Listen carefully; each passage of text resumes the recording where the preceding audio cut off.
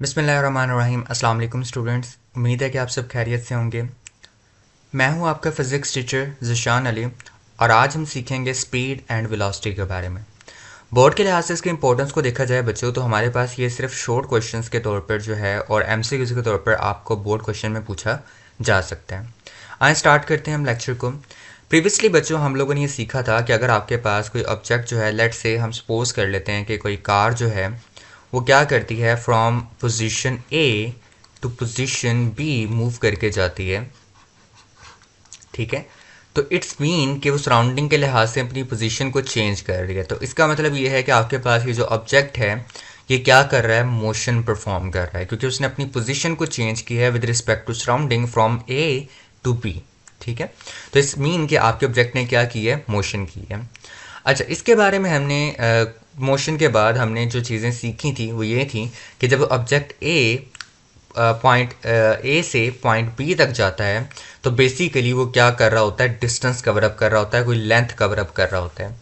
हमने उस लेंथ को दो तरह के नाम दिए थे। हमने कहा था कि either it will be the distance, वो डिस्टेंस हो सकता है, ठीक है, या फिर हमारे पास वो क्या हो सकता है, डिस्प्लेसमेंट हो सकता है, ठीक है। सो ये दो चीज़ें जो हैं हमने क्या की हैं, इससे पहले डिस्कस की हुई हैं।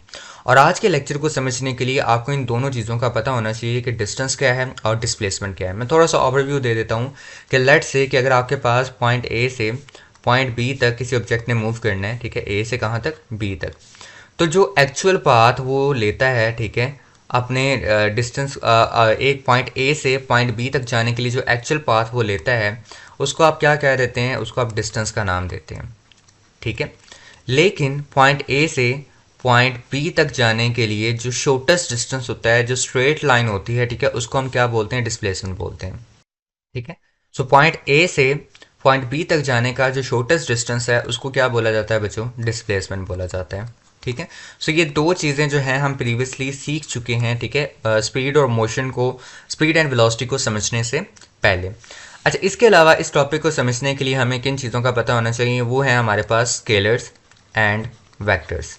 हमें पता होना चाहिए कि स्केलर और वेक्टर क्या होते हैं, ठीक है। स्केलर जिनका जस्ट मैग्नीट्यूड होता है, ठीक है, यानी जो सिर्फ मैग्नीट्यूड को डिस्क्राइब करते हैं किसी भी क्वांटिटी के। वेक्टर जो मैग्नीट्यूड के साथ साथ आपके पास डायरेक्शन को भी क्या करते हैं, डिस्क्राइब करते हैं, ठीक है, उनको आप वेक्टर्स कहते हैं। तो चलें हम स्टार्ट करते हैं हमारे टॉपिक को, ठीक है। सबसे पहले हम क्या करेंगे, स्पीड को डिस्कस करेंगे। अच्छा, सबसे पहले हमारे पास ये सवाल उठता है कि भाई स्पीड है क्या, ठीक है। बेसिकली स्पीड कुछ और नहीं बल्कि ये बताती है कि कोई भी ऑब्जेक्ट जो है वो कितना फास्ट ट्रैवल कर रहा है, कितनी तेज़ी से क्या कर रहा है, ट्रैवल कर रहा है, ठीक है। स्पीड क्या बताती है कि कोई ऑब्जेक्ट जो है वो कितना फास्ट यानी कितनी तेज़ी से ट्रैवल कर रहा है। तो इसकी डेफिनेशन क्या आएगी, ठीक है। अब देखिए, आपने ऑब्जेक्ट ए से, ठीक है, ए से बी तक क्या करते हैं, डिस्टेंस कवर अप करते हैं, ठीक है। आप ऑब्जेक्ट ए से बी तक क्या कर रहे हैं, डिस्टेंस कवर कर रहे हैं। तो अगर आपको स्पीड का पता लगाना है तो आपने क्या करना है, ऑब्जेक्ट ए से ऑब्जेक्ट बी तक जो डिस्टेंस कवर किया उसको कैलकुलेट करना है, ठीक है। फिर आपने कैलकुलेट करना है कि ऑब्जेक्ट ए से ऑब्जेक्ट बी तक जाने में जो आपको टाइम लगा है उसको कैलकुलेट करना है। तो आप बेसिकली इन दोनों की हेल्प से क्या निकाल सकते हो, अपनी स्पीड निकाल सकते हो कि आप कितनी स्पीड से जो है वो बेसिकली गए हैं पॉइंट ए से पॉइंट बी तक। तो इसलिए वो ये भी यही कह रहा है आपसे, द डिस्टेंस कवर्ड, ठीक है, डिस्टेंस जो आपने कवर किया है, ठीक है, तय किया है, ठीक है, पर यूनिट टाइम, दिए गए टाइम के अंदर, उसे आप क्या बोलते हैं बच्चों, स्पीड बोलते हैं। तो अब हम इस बात में भी इंटरेस्टेड हैं कि भाई हमें पता होना चाहिए कि स्पीड का फार्मूला क्या होता है, हम किस तरह से स्पीड निकाल सकते हैं। तो स्पीड निकालने का फार्मूला हमारे पास क्या होगा, फार्मूला हमारे पास आएगा speed is equal to distance over time. इसको आप ऐसे भी लिख सकते हैं कि स्पीड को हम शो कर देते हैं v से, ठीक है, और डिस्टेंस को हम शो करवा देते हैं s से, s, और टाइम को शो करवाते हैं हम स्मॉल t से। अब आपको अगर डिस्टेंस और टाइम का पता है तो आप क्या निकाल सकते हैं, स्पीड निकाल सकते हैं। लेकिन अगर क्या है कि आपको स्पीड का पता है और टाइम का पता है तो इससे आप डिस्टेंस भी फाइंड आउट कर सकते हैं। किस तरह से, ये टाइम देखें यहाँ पर डिस्टेंस के साथ क्या हो रहा है, डिवाइड हो रहा है, तो दूसरी साइड पे जाके ये स्पीड के साथ क्या हो जाएगा, मल्टीप्लाई हो जाएगा। तो आपके पास यहाँ पर s जो है वो किसके बराबर आ जाएगा, v मल्टीप्लाई बाय t, यानी स्पीड मल्टीप्लाई बाय टाइम। तो अगर आपको स्पीड का मतलब पता है सो अगर आपको पता है कि किसी ऑब्जेक्ट की स्पीड कितनी है, ठीक है, और टाइम कितना है, तो आप इजीली क्या कर सकते हैं, उसका डिस्टेंस जो उसने कवर किया है, ठीक है, वो कैलकुलेट कर सकते हैं। उसके बाद हमें स्पीड के बारे में क्या पता होना चाहिए, हमें पता होना चाहिए कि स्पीड का बेसिकली ये क्वांटिटी कैसी है, ठीक है, स्पीड एक क्वांटिटी कैसी है। वो जो स्पीड जो है वो आपके पास एक स्केलर क्वांटिटी है, it is a scalar quantity. जो स्पीड है वो हमारे पास एक कैसी क्वांटिटी है बच्चों, स्केलर क्वांटिटी है, ठीक है। और ऑलरेडी हम ये बात सीख चुके हैं कि स्केलर वो क्वांटिटीज़ होती हैं जो सिर्फ क्या डिस्क्राइब कर रही होती हैं, किसी भी ऑब्जेक्ट के मैग्नीट्यूड को, ठीक है। यानी ये सिर्फ आपको बताएगी कि स्पीड का मैग्नीट्यूड कितना है, ये नहीं बताएगी कि स्पीड किस डायरेक्शन के अंदर है, ठीक है। उसके बाद हमारे पास क्या आता है कि इसका यूनिट क्या है, ठीक है। हर क्वांटिटी फिजिकल क्वांटिटी, ठीक है, आपके पास एक यूनिट कैरी करती है, तो इसका भी कुछ ना कुछ यूनिट होगा। तो यहाँ पर हमने देखना है कि स्पीड का यूनिट क्या है, ठीक है। तो स्पीड का यूनिट हम उसके फार्मूले से ड्राइव कर सकते हैं, ठीक है, डिस्टेंस डिवाइडेड बाय टाइम। तो बेसिकली आप जानते हैं कि डिस्टेंस जो है वो हमारे पास एक तरह की लेंथ है। हमने स्टार्टिंग में बात की है कि बेसिकली पॉइंट ए से पॉइंट बी तक जाने में आपने कुछ लेंथ कवर की है, उसको हम डिस्टेंस या डिस्प्लेसमेंट कहते हैं। अब लेंथ का यूनिट क्या होता है, आपके पास मीटर होता है, ठीक है। सो डिस्टेंस की जगह हम क्या लिख देंगे, मीटर लिख देंगे, ठीक है। और टाइम की जगह हम क्या लिख देंगे, उसका यूनिट सेकंड लिख देंगे। अब बटे के नीचे है तो सेकंड की पावर +1 है, बटे के ऊपर जाएगा तो सेकंड की पावर क्या हो जाएगी, -1 हो जाएगी, ठीक है। सो बेसिकली आपके पास जो स्पीड का यूनिट आ जाता है वो हमारे पास क्या आ जाता है, मीटर पर सेकंड, ठीक है। सो स्पीड का यूनिट हमारे पास क्या है बच्चों, मीटर पर सेकंड है। इसके अलावा जो हम बेसिकली प्रैक्टिकल लाइफ में यूनिट इस्तेमाल कर रहे होते हैं, ठीक है, वो हमारे पास क्या है, किलोमीटर पर आवर है, ठीक है। किलोमीटर पर आवर का जो है वो हम प्रैक्टिकल लाइफ में इस्तेमाल करते हैं जब हम लोगों को बता रहे होते हैं ना हमारी स्पीड इतनी है, तो आप बेसिकली किलोमीटर पर आवर के अंदर बता रहे होते हैं, ठीक है। तो बेसिकली आपको ये दोनों यूनिट्स जो हैं वो पता होने चाहिए, इनकी कन्वर्जन कैसे होती है, यानी आप मीटर पर सेकंड से किलोमीटर पर आवर के अंदर किस तरह से कन्वर्ट कर सकते हैं, इसका मेथड मैं वीडियो के लास्ट में बताऊंगा। तो अगर कोई सीखना चाहता है तो वीडियो के लास्ट तक आप लोगों ने बने रहना है, क्योंकि बहुत इंपॉर्टेंट है। मीटर पर सेकंड से किलोमीटर पर आवर में, किलोमीटर पर आवर से मीटर पर सेकंड में किस तरह से कन्वर्शन करनी है, उसका तरीका आप सबको आना चाहिए, क्योंकि ये आपके न्यूमेरिकल्स में और आपकी शॉर्ट क्वेश्चन में भी इवन दो, और उसके अलावा एमसीक्यूज में पूछा जा सकता है कि कोई क्वांटिटी आपको दे दी जाए मीटर पर सेकंड में, आपको उसको कन्वर्ट करना पड़ जाए किसके अंदर, किलोमीटर पर आवर के अंदर। तो इसके लिए आपने लेक्चर के साथ बने रहना है। आगे चलते हैं। ओके बेटा, अब मैं अगर आपसे पूछूं कि अगर आप पॉइंट ए से पॉइंट बी तक जाते हैं, ठीक है, पॉइंट ए से पॉइंट बी तक जाते हैं, तो क्या आपकी जो स्पीड जो है वो कांस्टेंट रहती है, कांस्टेंट से मुराद एक जैसी रहती है हर जगह पे? तो जवाब आता है कि नहीं, हमारी सड़कें जो है बिल्कुल सीधी नहीं है कि हम एक कांस्टेंट स्पीड से मूव कर सकें। हमारी सड़कें कुछ इस तरह से बनी हुई हैं कि मैं इधर से निकलता हूँ तो सामने जाए पता चलता है मुझे यहाँ पे एक चौक आ गया है, अब यहाँ से मुझे टर्न लेना पड़ेगा, ठीक है। इधर जाता हूँ, फिर यहाँ से एक चौक आ गया है, टर्न लेना पड़ेगा, यहाँ से सीधा रास्ता है, इधर से फिर चौक आ जाता है, टर्न लेना पड़ता है, और फिर मैं कहीं अपनी मंजिल पे पहुँच पाता हूँ। अब अगर लेट्स से कि यहाँ पर मेरी जो स्पीड थी वो 50 किलोमीटर पर आवर थी, ठीक है, कितनी थी, 50 किलोमीटर पर आवर। तो जैसे मैं इस पॉइंट पे पहुँचूंगा तो मुझे पता है कि मुझे अपनी स्पीड कम करनी पड़ेगी, क्योंकि टर्न है, टर्न पे मुझे अपनी स्पीड क्या करनी पड़ेगी, कम करनी पड़ेगी। और मैं लेट्स से कि 20 किलोमीटर पर आवर पे आ जाता हूँ, ठीक है। आगे फिर एक स्ट्रेट पाथ आ जाता है, तो यहाँ पे हो सकता है मेरी स्पीड जो है वो 60 किलोमीटर पर आवर हो गई हो, ठीक है। और यहाँ पर जाके मुझे फिर से क्या करनी पड़ गई हो, कम करनी पड़ गई, क्योंकि फिर से चौक आ गया। तो बेसिकली ओवरऑल दी जर्नी मेरी जो स्पीड है वो एक जैसी नहीं रहती, ठीक है, स्पीड जो है वो एक जैसी नहीं रहती। इसलिए मैं अपनी स्पीड को दो कैटेगरी के अंदर डिवाइड करता हूँ। एक कैटेगरी को हम ये नाम देते हैं इंस्टेंटेनियस,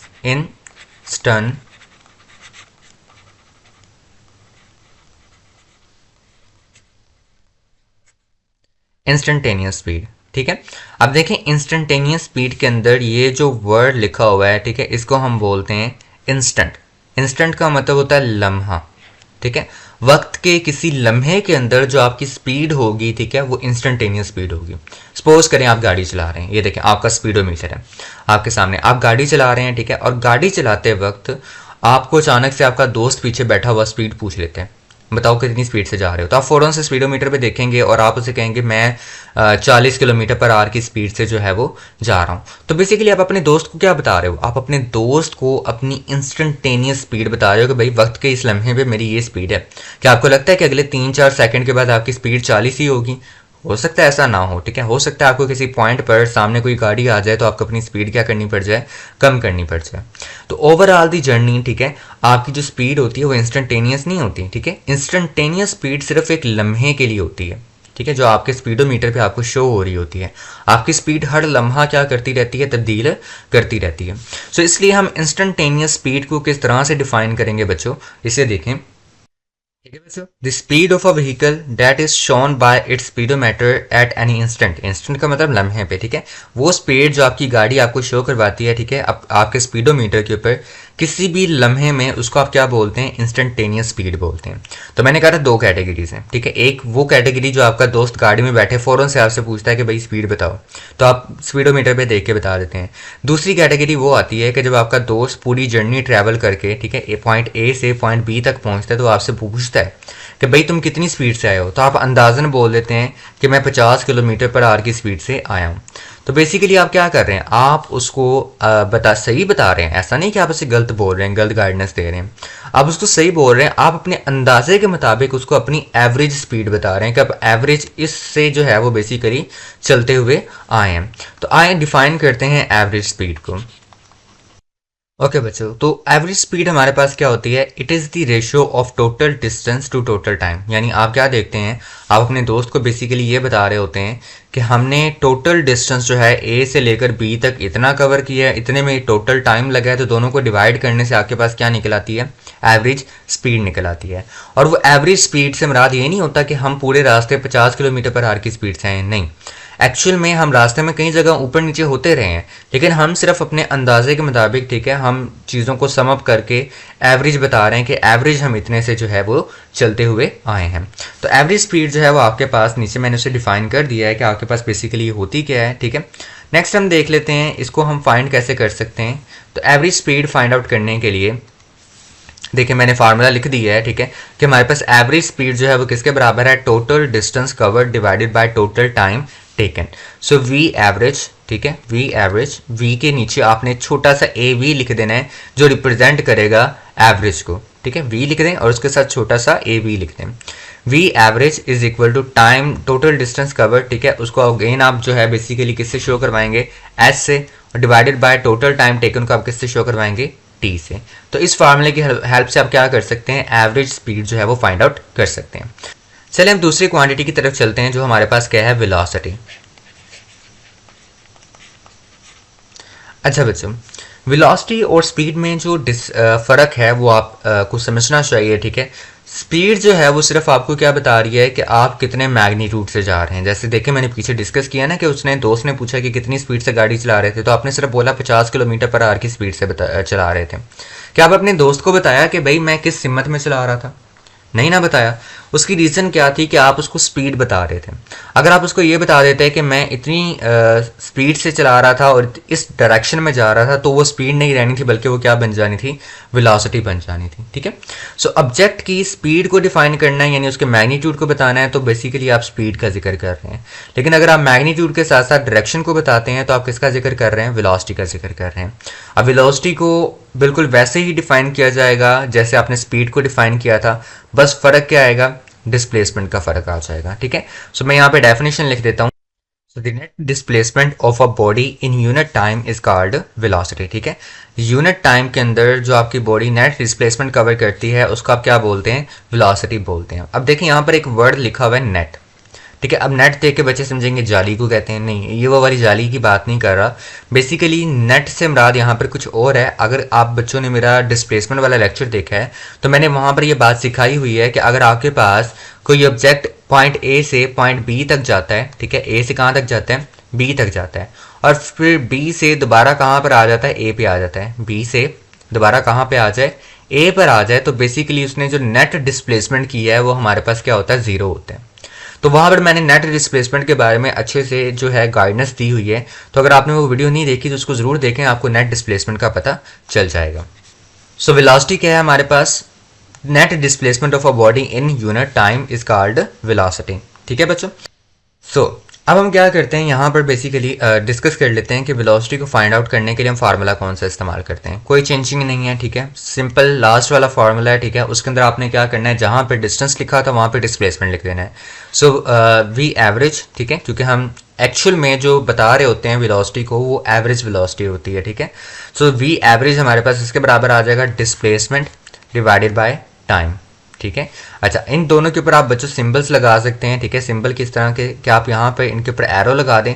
एरो जो है वो बेसिकली रिप्रेजेंट करेगा कि ये दोनों कौन सी क्वांटिटीज़ हैं, वेक्टर क्वांटिटी हैं। डिस्प्लेसमेंट भी वेक्टर है और वेलोसिटी भी क्या है, वेक्टर है। सो बेसिकली अब हम यही डिस्कस करेंगे कि इनकी क्वांटिटी कैसी है, ठीक है, ये कैसी क्वांटिटी है। तो आपके पास बेसिकली हमारे पास जो वेलोसिटी है, velocity is a vector quantity, velocity is a vector quantity, ठीक है बच्चों। वेलोसिटी कैसी क्वांटिटी है, हमारे पास एक वेक्टर क्वांटिटी है। और वेक्टर क्वांटिटी के पास दो चीज़ें होती हैं, एक उसके पास क्या होता है, मैग्नीट्यूड होता है, और दूसरा उसके पास क्या होती है, डायरेक्शन होती है।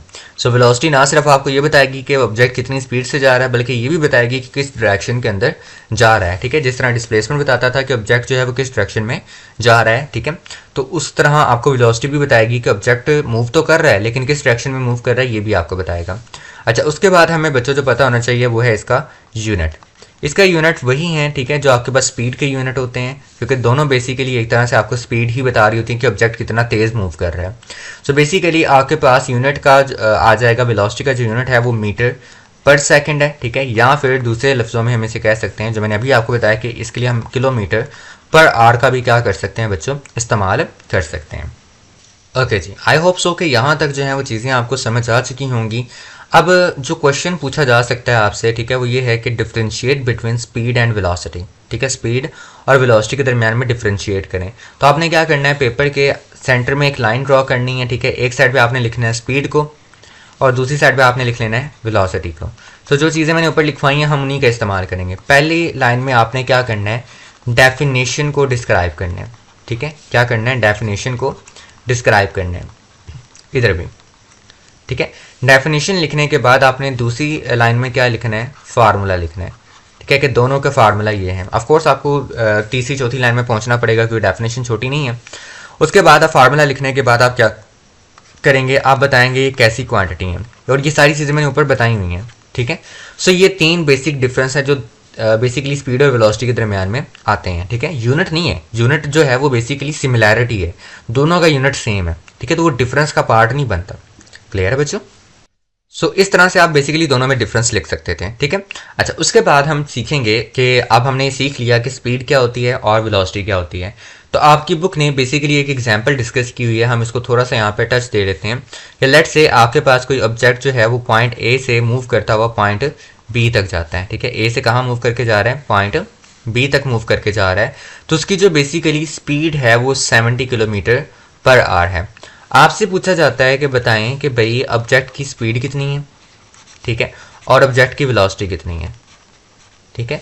अच्छा, पूरी डिस्क्रिप्शन उसकी वहाँ पर यह है कि आपके पास पॉइंट ए से पॉइंट बी तक तो जा रहा है, लेकिन पॉइंट ए से पॉइंट बी किसकी तरफ है, नॉर्थ की तरफ है, ये भी याद रखिएगा, ठीक है।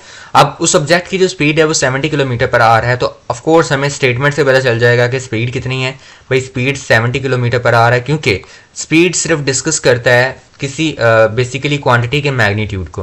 तो मैग्नीट्यूड कितना है, 70 किलोमीटर पर आवर है। लेकिन वेलोसिटी को क्या चाहिए, वेलोसिटी को मैग्नीट्यूड भी चाहिए और डायरेक्शन भी चाहिए। तो जब आप वेलोसिटी लिखोगे आप लिखोगे 70 किलोमीटर पर आवर, ठीक है। ऑब्जेक्ट जो है वो क्या मूव कर रहा है, 70 किलोमीटर पर आवर से मूव कर रहा है टूवर्ड्स, ठीक है, टूवर्ड्स किसकी तरफ, नॉर्थ, नॉर्थ की तरफ मूव कर रहा है, किसके साथ बच्चों, 70 किलोमीटर पर आवर से मूव कर रहा है। तो ये आप इसकी बेसिकली क्या कर रहे हैं, वेलोसिटी की डिस्क्रिप्शन दे रहे हैं।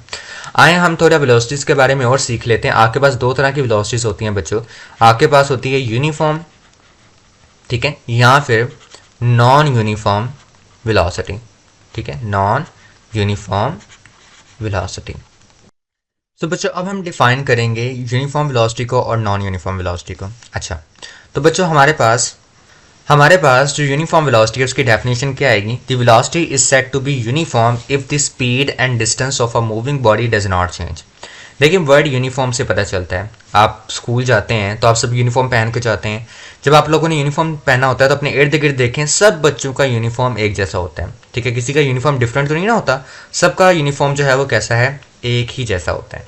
तो इससे मुराद यही है, यहाँ पर भी यही है, ठीक है, कि आपके पास किसी भी ऑब्जेक्ट की वेलोसिटी जो है, ठीक है, वो बेसिकली यूनिफॉर्म होगी, एक जैसी होगी, if the speed and direction, ठीक है, अगर उसकी स्पीड और डायरेक्शन जो है वो चेंज नहीं करती। यानी अगर वो पॉइंट ए से पॉइंट ऊपर बनाई हुआ है, अगर वो पॉइंट ए से पॉइंट बी तक मूव करता है, ठीक है, और जैसे यहाँ पर देखें 70 किलोमीटर पर आवर, पूरे रास्ते पे स्पीड कितनी रही है, 70 किलोमीटर पर आवर रही है, और ए से किसकी तरफ जा रहा है, बी की तरफ ही जा रहा है। तो इस केस में इसकी जो वेलोसिटी होगी वो बच्चों हमारे पास क्या होगी, यूनिफॉर्म होगी। कैसी वेलोसिटी होगी, यूनिफॉर्म।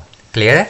अच्छा जी, नॉन यूनिफॉर्म वेलोसिटी को क्या कहते हैं, the velocity of a body is said to be non uniform और variable if either its speed और इट्स डायरेक्शन और बोथ चेंज विद टाइम।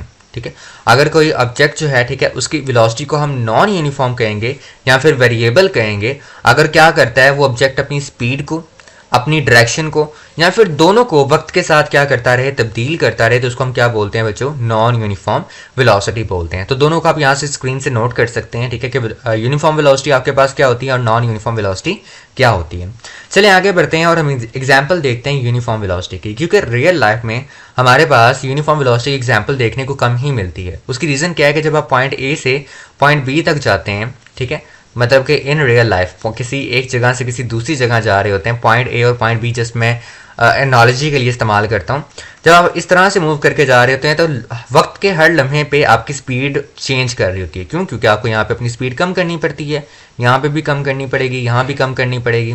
तो बेसिकली इस तरह के केसेस में आपके पास नॉर्मली कौन सी वेलोसिटी होती है, नॉन यूनिफॉर्म या वेरिएबल वेलोसिटी होती है। ठीक है, वेरिएबल का मतलब भी तब्दील होने वाली वेलोसिटी। ठीक है, सो इस केस में आपके पास नॉन यूनिफॉर्म या वेरिएबल वेलोसिटी होती है। तो रियल लाइफ में हमें यूनिफॉर्म वेलोसिटी देखने को कम ही मिलती है, लेकिन हम यहाँ पे रियल लाइफ की एक यूनिफॉर्म वेलोसिटी की एग्जांपल को देखेंगे। ठीक है, और वो कौन सी है, वो बेसिकली पैरा ट्रूपर की एग्जांपल है। ठीक है, किसकी एग्जांपल है बच्चों, पैरा ट्रूपर की। ओके जी, इस एग्जांपल में देखें तो आपको बेसिकली एक शख्स नज़र आ रहा होगा, ठीक है, जिसने एक एरोप्लेन पे पहले सफ़र किया, ठीक है, फिर उससे क्या लगा दी, छलांग लगा दी, ताकि वो बेसिकली हवा के मज़े ले सके।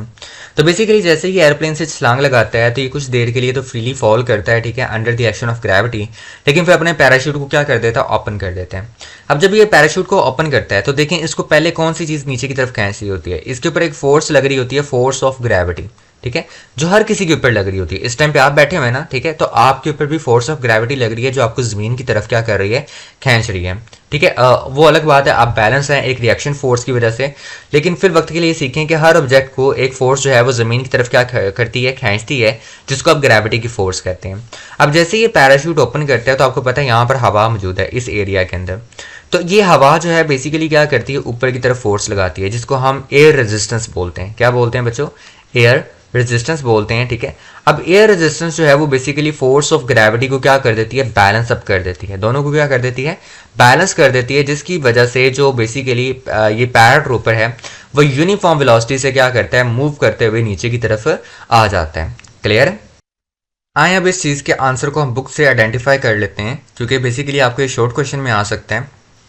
शॉर्ट क्वेश्चन में आपसे ये आ सकता है बच्चों, वो आपसे ये पूछ सकता है कि भाई बताएं कि हमारे पास एग्जाम्पल दें। ठीक है, give the example of object moving with uniform velocity. ठीक है, आपको एग्जाम्पल पूछी जा सकती है कि यूनिफॉर्म वेलोसिटी से कोई ऑब्जेक्ट मूव कर रहा है, तो आप उसके लिए बच्चों जो आंसर देंगे वो अपनी बुक से यहाँ से लेकर, ठीक है, the example of a body moving with uniform velocity is the downward motion of a paratrooper. ठीक है, ये तो बेसिकली आपने बता दिया कि पैराट्रूपर जो है वो डाउनवर्ड मोशन करता है और वो यूनिफॉर्म वेलोसिटी से मूव करता है, और यहाँ तक आप इसका आंसर होगा।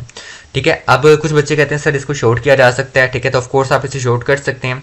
आप कुछ लाइनें यहाँ से कट कर दें जिसमें वो स्टोरी बता रहा है कि पैराट्रूपर जो है वो जहाज़ से नीचे छलांग लगाता है, ठीक है, वो रिएक्शन ऑफ ग्रेविटी में फ्रीली फॉल करता है, उसका पैराशूट ओपन होता है। ठीक है, तो ये सारी की सारी लाइनें आप कट कर दें, आप ना बताएं हिस्ट्री। ठीक है, और आप सीधा आप फिजिक्स बताना स्टार्ट कर दें।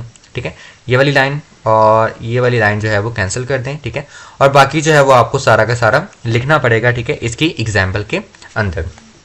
अच्छा, उसके बाद देखें आपके पास यहाँ पे बुक में कुछ और इन्फॉर्मेशन भी दी गई है, वो ये है, डू यू नो, आप जानते हैं कि हमारे पास जो फास्टेस्ट लैंड मैमल है, ठीक है, यानी ज़मीन पे चलने वाला जानवर, और जो फास्टेस्ट फिश है, उनकी दोनों की स्पीड जो है वो सेम है, वो 110 किलोमीटर पर आवर है। तो एमसीक्यूज़ में आपसे पूछी जा सकती है कि भाई हमारे पास ये किस तरह से है।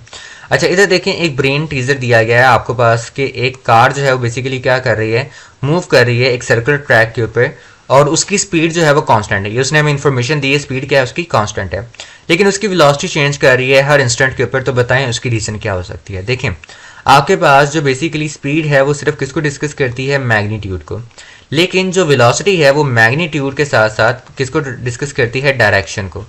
ठीक है, आपने ये बात याद रखनी है कि जब भी कोई ऑब्जेक्ट जो है वो एक सर्कुलर पाथ पे मूव करता है तो वो अपनी सिमत को हर लम्हा चेंज करता है। जैसे अगर यहाँ पे देखे जाए तो इसकी सिमत इस तरफ होती है, ठीक है, आगे जाएगा तो इस तरफ हो जाएगी, उससे आगे जाएगा तो इस तरफ हो जाएगी। तो देखिए वो अपनी सिमत को लम्हा ब लम्हा क्या कर रहा है, तब्दील कर रहा है। ठीक है, सो आप कहेंगे कि its velocity is changing because the object is changing its direction. जो मैंने अल्फाज बोले हैं आपने सुन लिए होंगे कि object is changing its direction, that is why the velocity of the object is changing at every instant. ठीक है, तो ये आपके पास इसका बेसिकली क्या होगा, आंसर होगा। आई होप सो कि आपको समझ आ गया होगा इस ब्रेन टीजर के बारे में कि वो बेसिकली क्या पूछ रहा है और इसका आंसर हमारे पास क्या होगा। उसके बाद देखें बच्चों, हमारे पास जो मैंने आपको स्टार्टिंग में बताया था कि लेट्स से कि मुझे कन्वर्जन करनी है फ्रॉम मीटर पर second two kilometre per hour. ठीक है, मीटर पर सेकंड से किसके अंदर जाना है, किलोमीटर पर आवर के अंदर जाना है, या फिर किलोमीटर पर आवर से मीटर पर सेकंड के अंदर जाना है। तो मैं कन्वर्जन जो है वो किस तरह से करूँगा। ठीक है, सो इसको मैं एक एग्जांपल से समझाऊंगा कि लेट्स से कि आपने जाना है 50 मीटर पर सेकंड से किसके अंदर, किलोमीटर पर आवर के अंदर जाना है। ठीक है, तो किस तरह से जाएंगे हम। चलिए बच्चों, तो जल्दी से सीख लें कि हम किस तरह से कन्वर्जन कर सकते हैं। ठीक है, 50 मीटर पर सेकंड की किलोमीटर पर आवर के अंदर। ठीक है, मैं सिंपल वर्ड्स में आपको समझाऊंगा कि किस चीज़ से मल्टीप्लाई करना है और डिवाइड करना है तो आपका आंसर आ जाएगा। अब लेट्स से कि मेरे पास 50 मीटर पर सेकंड है, ठीक है, उसको मैं कन्वर्ट करना चाहता हूँ किलोमीटर पर आवर के अंदर। तो सिंपली आपने इसको मल्टीप्लाई करवा देना है किसके साथ, 3600 के साथ। ठीक है, और डिवाइड करवा देना है 1000 के साथ। क्लियर है बच्चों, सिंपली किससे मल्टीप्लाई करेंगे, 3600 के साथ, और डिवाइड कर देंगे 1000 के साथ। तो आपके पास जो आंसर आएगा, आप लोगों के पास जो आंसर आएगा, ठीक है, वो किसके अंदर होगा, किलोमीटर पर आवर के अंदर होगा। ठीक है, मेरे पास जो आंसर आ रहा है, ठीक है, वो 180 किलोमीटर पर आवर है। क्या है, 180 किलोमीटर पर आवर। अच्छा, अगर मुझे क्या करना पड़े, इसका उल्ट जाना पड़े, ठीक है, यानी मुझे 180 किलोमीटर पर आवर को कन्वर्ट करना हो किसके अंदर, मीटर पर सेकंड के अंदर, तो वो मैं कैसे करूँगा। तो उसके लिए सिंपली आपने ऊपर वाले स्टेप का उल्ट कर देना है। 180 को लें, ठीक है, मल्टीप्लाई कर दें किसके साथ, अब हमने यहाँ पे मल्टीप्लाई किया था 3600 के साथ, डिवाइड किया था 1000 के साथ। आप 1000 से मल्टीप्लाई करवा दें इसको, ठीक है, और डिवाइड किससे कर दें, 3600 से कर दें। आपके पास जो आंसर आएगा वो 50 किलोमीटर पर आवर आएगा। क्लियर है बच्चों, आई होप सो कि आपको आज का लेक्चर जो है वो समझ आ गया होगा। अगर आपको वीडियो अच्छी लगी है तो चैनल को सब्सक्राइब करें, वीडियो को लाइक करें और अपने क्लास 9th के फ्रेंड्स के साथ ज़रूर शेयर कीजिएगा। अल्लाह हाफिज़ स्टूडेंट्स।